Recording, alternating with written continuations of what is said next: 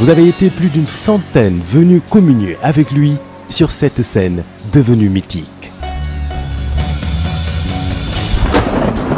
C'est le grand mal!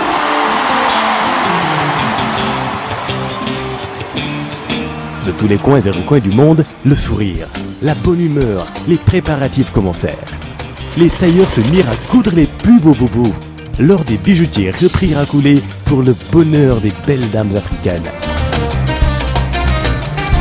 Vos cris de bonheur et d'exaltation feront monter les décibels. Les solos de guitares électriques se feront plus lancinants. Les danseurs tourbillonnant au rythme infernal des tambours africains. Tandis que la voix atteindra des octaves jamais égalées. Grâce à vous, l'ambiance sera encore extraordinaire. La fête sera grandiose. Bougez, tirez, chantez, dansez. Vous, Youssou N'Dour, le Super Étoile et Bercy, c'est déjà 17 ans de bonheur partagé. Merci!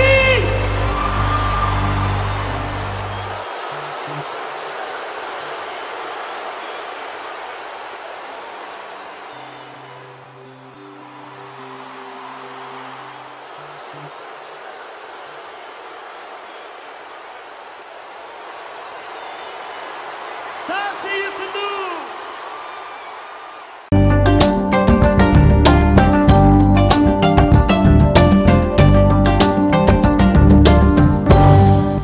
Mesdames, Messieurs, bonsoir, ravi de vous retrouver. C'est parti pour le sommaire de ce 20h. L'Union des routiers du Sénégal maintient son mot d'ordre de grève les 15 et 16 novembre prochains. Les membres du syndicat n'ont pu trouver d'accord avec leur ministre de tutelle lors de leur rencontre. Une vingtaine de maisons démolies à Niakhirat dans la commune de Sangalkam. Les victimes crient à l'injustice et disent n'avoir reçu aucune sommation et interpellent les autorités. Lutte contre le diabète, l'association des diabétiques de la région de Saint-Louis sonne la mobilisation pour faire face à la maladie. Selon une étude publiée, 13% de la population sont touchés. Zoom dans cette édition sur les magasins de grande surface qui ont envahi le marché sénégalais. Les boutiques traditionnelles souffrent-elles de la concurrence? Élément de réponse à suivre. Voilà le sommaire de ce journal. Tout de suite le développement.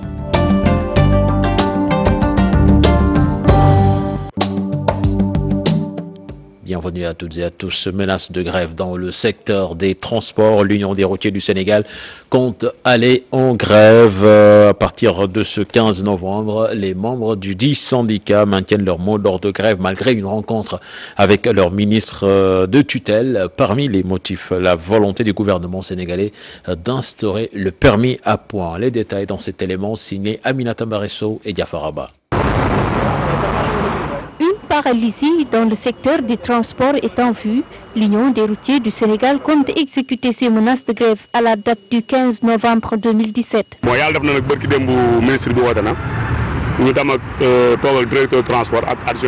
Le ministre des Transports nous avait reçus en audience. Au cours des débats, nous avions posé sur la table nos différentes revendications, mais nous n'avons pas encore reçu de réponse concrète de la part des autorités. Bon, li ñu xaar ci moom tam vraiment comme kilifa wax nako waxu kilifa mais ñun tam liñ bëggoon comme ñu bind kayit jox ko.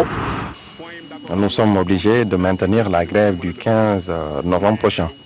Dañoo juboo ci li dañoo juboo ci loo xam ne tënkuñu benn kayit ñun mënuñu cee lever suñu mot d'ordre. Les transporteurs affiliés à ce syndicat sont pour la plupart des conducteurs de camions, de taxis ou même de Ndiaga Ndiaye. Ils fustigent la volonté du gouvernement de vouloir instaurer le permis à points au Sénégal. Notre principale revendication tournait autour du permis à points. Le gouvernement va l'expérimenter sans se concerter avec les acteurs qui sont les transporteurs.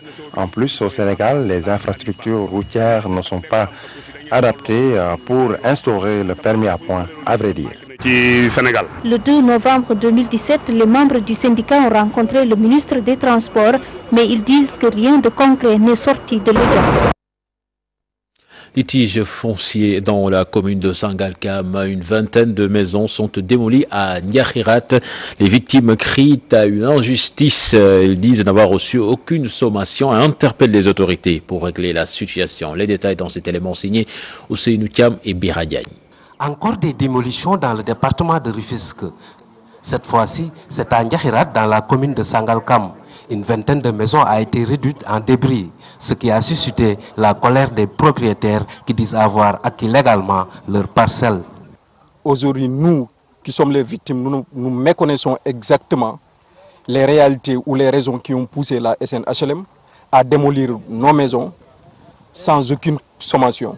Nous trouvons ça inacceptable et illégal dans la mesure où nous sommes dans un pays de droit, qu'on respecte quand même les citoyens sénégalais, en tout cas qui ont en tout cas fait tout dans ce pays-là pour obtenir en tout cas là où habiter. Et aujourd'hui, on constate que la SNHLM a démoli sans aucune sommation, sans rien du tout. Députées par ces démolitions, ces victimes qui ne savent plus à quel sein se vouer réclament justice. En tout état de cause, nous ne pouvons admettre ni cautionner de tels actes. La seule chose en tout cas que nous voulons, c'est que la SNHLM en tout cas se ressaisisse, nous rétablir de nos droits et que le droit soit dit dans toute sa légalité, dans toute sa splendeur. On ne va pas dévoiler nos stratégies quand même. Mais ce que nous comptons faire, nous le savons en tant que tel. On va respecter en tout cas, nous interpellons toutes les autorités compétentes, y compris l'État en tant que tel, l'État central. Au-delà de leur sortie, ces derniers décident d'ester en justice la SNHLM afin de rentrer dans leurs droits. Justement, la SNHLM réagit suite à la sortie de ses propriétaires de maisons de Ndiakhirat qui citent la Société nationale des HLM comme responsable de ces démolitions. Là-dessus, nous suivons les explications de Pape Djibril Fall, chargé de com de la boîte, toujours au micro de Seynou Thiam et Bira Diagne. La SNHLM, étant une société responsable, ne peut pas se lever comme ça de façon délibérée et aller démolir des maisons. Une sommation a été faite à tous les concernés par le biais de la DESCOS, devant un notaire et devant tous les acteurs concernés, par devant notaire. Cette réserve foncière d'une superficie de 74 hectares, dont la finalisation de l'acte de vente est matérialisée par la remise de l'expédition le 14 juillet 2014 et la mise à disposition du titre foncier muté depuis le 9 juillet 2014 au nom de la SNHLM. Donc, pour vous dire que la SNHLM a acquis de façon légale cette assiette foncière-là. Marco Mbachol, une commune située dans le département de Tivaouane. Cette localité manque pratiquement de tout, d'éclairage public, d'infrastructures routières et en accès aux soins de qualité. Les populations sont décidées à en finir avec cette situation qui plombe l'épanouissement des populations. En sujet signé, Seyd Latiré, Cheikh Anta Diop. Thilmakha-Mbakol, une commune située à 25 km de Pekes, est dans une situation précaire. Cette localité manque de tout. Les infrastructures routières font défaut. L'accès aux soins de qualité, un véritable casse-tête. Sur les 63 villages, le poste de santé de Thilmakha, qui est le plus important. Toutes les évacuations dans la commune se font ici à Thilmakha. 63 villages, vous imaginez bien, les routes sont impraticables. Il n'y a même pas de route, c'est des pistes impraticables. On a un problème d'infrastructure. Vous voyez la route, vous l'avez pratiquée. Il y a des problèmes, c'est impraticable. Donc c'est un véritable problème pour la population. Il y a aussi le problème d'éclairage public. Vraiment, il y a beaucoup de choses qui manquent ici à Thilmakha. Et pourtant, c'est une contrée qui regorge d'histoire. C'est ici où repose la Dior Ngoné Latyr Diop. Mais les populations estiment qu'elles sont des laissés pour compte. Les autorités oublient parfaitement Thilmakha. Je sais que vous vous souvenez de Latyr Diop. Sa tombe est là, tout près d'Ekhelé. Le 26 octobre passé, c'était son anniversaire. Mais personne ne l'a dit. Alors que tout le monde connaît la Dior. C'est son terroir, c'est Thilmakha. Donc les gens oublient Thilmakha. Je ne sais pas pourquoi. Mais nous, en tout cas, qui sommes natifs du village, nous sommes fiers de Thilmakha. Nous sommes là tous les jours, nous sommes avec eux et nous resterons toujours avec eux. Vraiment, je lance un appel aux autorités pour qu'on règle ces problèmes-là. Les jeunes de Thilmakha-Mbakol comptent s'ériger en bouclier pour défendre leurs intérêts. Leur objectif, c'est le développement de leur localité. Cheikh Anta Diop, les acteurs du secteur de la chimie demandent l'assainissement de leur secteur d'activité. En réunion à Pékin, ils souhaiteraient la réunification des organisations syndicales pour plus de résultats. Aliou Ndiaye, le secrétaire général de l'UTS, je vous propose d'écouter au micro de Salif Sow et Asmalik Diop. Nous aurons 3 jours de débat autour de différents thèmes, à savoir la valeur ajoutée, le travail, le salaire socialisé, les risques industriels, la convention collective, comment la défendre, comment s'organiser, ainsi de suite. Donc nous avons énormément de sujets sur lesquels on devrait échanger pour de nouvelles expériences au profit des délégués du personnel. Le secteur de la chimie, elle est là, mais elle est en difficulté par rapport aux intérêts des travailleurs. Parce qu'aujourd'hui, les travailleurs du secteur de la chimie sont classés dans la catégorie de la mécanique, dans la convention de la mécanique générale ou des corps gras. Alors que nous savons tous ce qu'endurent les travailleurs de la chimie, les risques et tout ce que cela comporte.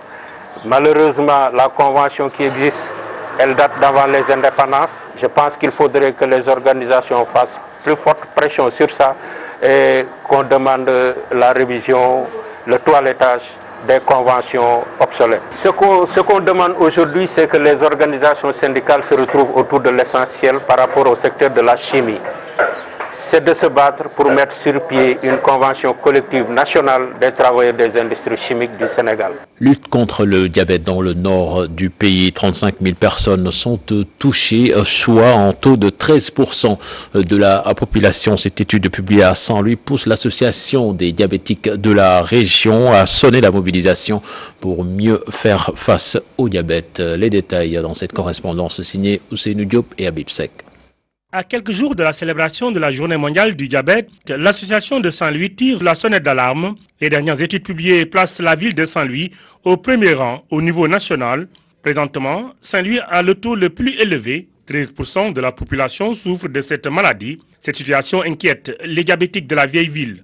Vu la flambée du diabète à Saint-Louis, on s'est dit qu'il est très important de sensibiliser la population de cette flambée afin que nous puissions ensemble inverser cette tendance. Ça, c'est l'objectif. En 2010, déjà, il y avait des enquêtes qui avaient publié 10,4%.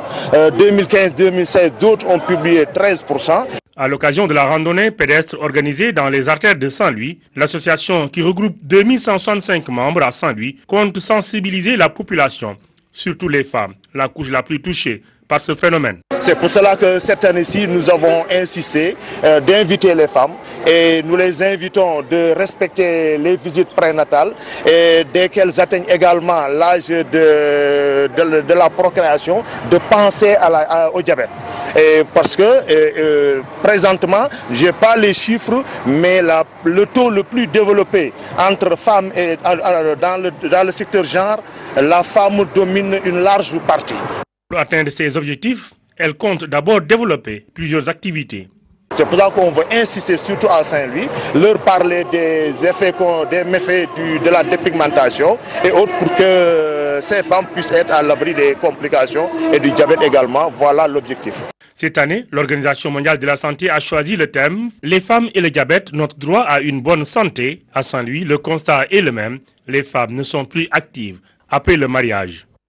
Ousseynou Diop, cette marche de dénonciation et de sensibilisation sur les grossesses précoces en milieu scolaire, un phénomène qui a pris des proportions inquiétantes à Bignona et Oussouye. Rien que pour l'année scolaire 2016-2017, près de 100 cas ont été dénombrés dans les deux localités. Les détails avec Boubacar Diassi.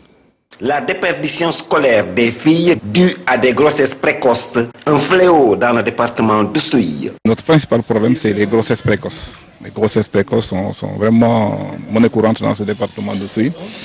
C'est pourquoi nous nous évertuons à chaque fois de lutter avec beaucoup de sensibilisation pour essayer de conscientiser les filles davantage et les parents aussi, à décourager les enfants pour diminuer un peu ce fléau-là qui gangrène l'éducation des filles. Pour sensibiliser les filles dans les écoles et les encourager à y rester le plus longtemps possible, du matériel scolaire est remis à 250 d'entre elles, venues des 5 communes du département, avec le soutien du ministère de la Femme et du Genre.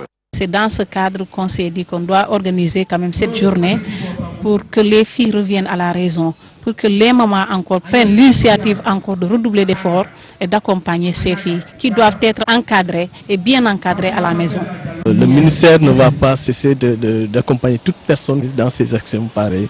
Le genre, ça veut dire que l'égalité de chances qu'on doit apporter à toute personne. Dans le même temps, Des centaines de filles marchent à Bignona pour la même cause. C'était le moment de sensibiliser la population, surtout les parents. On ne peut pas dire éducation sans les parents d'élèves, puisque ce sont les parents d'élèves qui envoient leurs enfants à l'école. On a discuté avec ces parents d'élèves pour leur dire les problèmes des jeunes filles, pourquoi ces jeunes filles-là ne peuvent pas réussir à l'école. Nous avons des problèmes qui ont pour nous les grossesses précoces, puisque chaque année, nous atteignons une centaine de cas de grossesse dans nos établissements du moyen secondaire. Ces problèmes ont pour nous aussi les mariages précoces. À Bignona comme à Oussouye, les inspecteurs de l'éducation et de la formation ont entre autres comme priorité la lutte contre les grossesses précoces en milieu scolaire. Puis le prix du journaliste d'investigation Norbert Zongo décerné cette année à Madiambal Diagne, le directeur de publication du journal Le Quotidien, soutient que c'est une source de motivation pour lui. Il s'est exprimé au micro de Pape Faraning et Thierry Laurent Mendy. Cette année, les amis m'ont fait l'honneur de me donner le prix d'excellence pour le journalisme d'investigation qui porte le nom de l'illustre journaliste burkinabé tué le 13 décembre 1998 pour cause d'un travail d'investigation en journalisme qu'il a eu à faire dans son pays. Les amis ont estimé qu'il faudrait saluer une présence, une constance dans l'engagement pour la défense de la liberté de presse, mais aussi pour l'indépendance du journalisme et aussi pour la recherche d'une information de qualité. Et ils ont porté leur choix sur ma modeste personne. Je m'en félicite, mais aussi je considère que c'est un sacerdoce. C'est aussi une responsabilité supplémentaire parce qu'il faudrait mériter de ce prix-là. Il faudra veiller à ne pas décevoir ceux qui ont placé beaucoup de confiance et beaucoup d'espoir en ma personne pour me délivrer ce prix-là. Un choix qui m'interpelle, c'est un choix aussi qui doit me faire peur parce que c'est une confiance, une marque de confiance et d'estime. Il ne faudrait vraiment pas démériter de cette confiance-là. Vous l'annoncez dans les titres, les magasins de grande surface ont littéralement envahi le marché sénégalais. Aujourd'hui, ils sont installés un peu partout dans les différents quartiers de Dakar. Le moins que l'on puisse dire est que les boutiques traditionnelles souffrent de cette concurrence. Un reportage est signé Chertidiane John et Diafraba. Ce client vient de sortir de cette grande surface ici à Ouakam. Sachet à la main, il est venu faire les courses pour sa mère. Certains produits sont un peu plus chers, mais d'autres aussi sont moins chers. Lesquels par exemple Comme celui-là par exemple c'est plus cher, ça coûte 1900. Mais dans les, comme par exemple au marché c'est 1000 francs. Mais d'autres qui sont moins chers, comme les paquets de céréales, tout ça. C'est ma mère qui m'a envoyé ici, parce que il y a l'hygiène quoi. Les supermarchés c'est plus hygiénique et en plus ils vendent des produits de bonne qualité. C'est pour ça et c'est moins cher. Non loin de ce supermarché, nous sommes chez Ibrahima, le boutiquier du coin. Ce vendeur n'est nullement ébranlé par l'installation en grand nombre des grandes surfaces qui gravitent autour de son commerce. Personnellement, la concurrence ne me dérange pas. Les acheteurs ont leurs préférences, certains s'approvisionnent à partir des grandes surfaces, d'autres des boutiques traditionnelles. Et je ne me plains pas, alhamdulillah. Alassane Dramé n'est pas un client fixe, tantôt il se déplace vers les grandes surfaces pour faire ses achats, tantôt il fréquente les boutiques traditionnelles. Donc il augmente le prix parce que c'est à Mermoz. Si c'est à Grand Dakar, vous l'achetez moins cher qu'à Mermoz. Nous parlons sport du judo, les 20 combattants sélectionnés pour les championnats d'Afrique, plutôt de Viet Vodao, qui risquent de rater la compétition. Jusqu'à présent, les 10 combattants pris en charge par le ministre des Sports n'ont pas encore reçu leurs aides. Les 10 autres vont se prendre en charge et le voyage se fera en bus. Les championnats d'Afrique donc sont prévus à Bamako du 16 novembre, à partir du 16 novembre prochain. Les détails avec Pape Faraning et Mardien. 20 combattants pour représenter le Sénégal à la Coupe d'Afrique de Viet Vodao au Mali. Mais à 5 jours du début de la compétition, leur participation est incertaine. Jusqu'à présent, le Sénégal risque de ne pas y participer. Donc on s'est préparé durant presque un mois avec des entraînements très durs Hein, mais bon, jusqu'à présent, le ministre avait donné des instructions. Donc, comme quoi, voilà, l'équipe nationale de Vovinam Vieuvre d'Ao sera prise en charge par le ministère. On aura 10 athlètes et 2 encadreurs, ainsi que le représentant du ministère. Mais jusqu'à présent, donc, les choses se tardent. Pourtant, le ministère des Sports avait donné son accord pour prendre en charge 10 sur les 20 combattants. Et le voyage se fera par bus. Nous sommes au total 20 combattants. Le ministère a pris en charge quelques combattants. Les autres ont mis la main à la poche. Et je profite de l'occasion pour demander au ministère de nous allouer, beaucoup plus de moyens afin de vraiment réaliser, d'atteindre nos objectifs. On a vraiment de très fortes chances d'être à la première place. Mais bon, on nous dit qu'on va voyager en bus. Bon, donc c'est un peu désolant, mais voilà, vu les moyens, bon, on va essayer tout simplement de faire avec. Toutefois, les Lions de Vovinam Vieuvre d'Ao sont fin prêts pour remporter le titre continental. Malgré l'effectif réduit, nous visons quand même le titre de champion d'Afrique. Parce que ça fait bientôt depuis 12 ans il me semble, depuis 2005, nous n'avons pas été encore sacrés champions d'Afrique. Nous espérons que cette fois-ci, nous serons sacrés champions d'Afrique, malgré les moyens maigres. Malgré leur objectif affiché de remporter la médaille d'or après 12 ans de disette. Mais avec ces conditions, gagner une médaille sera chose difficile. Parlons football à présent. Les héros de Polokwane sont rentrés depuis hier à Dakar. Le ministre des Sports était à l'accueil. Matarba qui promet la transparence sur la gestion de l'argent récolté après la qualification au mondial. Pour lui, les erreurs passées vont servir d'exemple afin de faire bénéficier aux acteurs du football les retombées. Je vous propose de l'écouter, des propos recueillis par Pape Faragning. On me parle des retombées, on en parle. Mais j'ai toujours dit que même si c'est 1 franc, tous les Sénégalais sauront là où on a orienté cet argent-là. Parce que nous avons une fédération assez responsable. Nous avons un État qui travaille en toute intelligence avec la fédération. Donc les erreurs du passé, les erreurs des autres nations peuvent servir de leçon, mais nous sommes assez outillés pour atteindre notre objectif, parce que ce n'est pas 2 objectifs, c'est un seul objectif pour la fédération et pour l'État du Sénégal. 60 000 drapelés au stade Léopold Sédar Senghor lors du match Sénégal-Afrique du Sud. C'est l'appel du 12e Gaïndé. Les supporters sénégalais veulent fêter les Lions en grande pompe. Je vous propose d'écouter l'un d'eux. Il s'appelle Issa Laye Diop, le président justement du 12e Gaïndé, au micro de Pape Faragning. Je pense que la mobilisation de ce mardi s'explique comme ceci. Le monde sait que tout le monde s'habille en blanc. Blanc, c'est la couleur de la paix. Et que nous sommes en train de mobiliser 60 000 drapelés pour gagner le pari, non seulement de la mobilisation, mais un supporter, un drapelet. C'est une manière de dire que nous sommes fiers d'être Sénégalais. Merci Pape Faragning pour ces éléments. C'est la fin de ce journal. Prochain rendez-vous pour l'information, ce sera à 0h avec le tout en images. Excellente suite de programme en compagnie de la Télé Futurs Médias. Au revoir.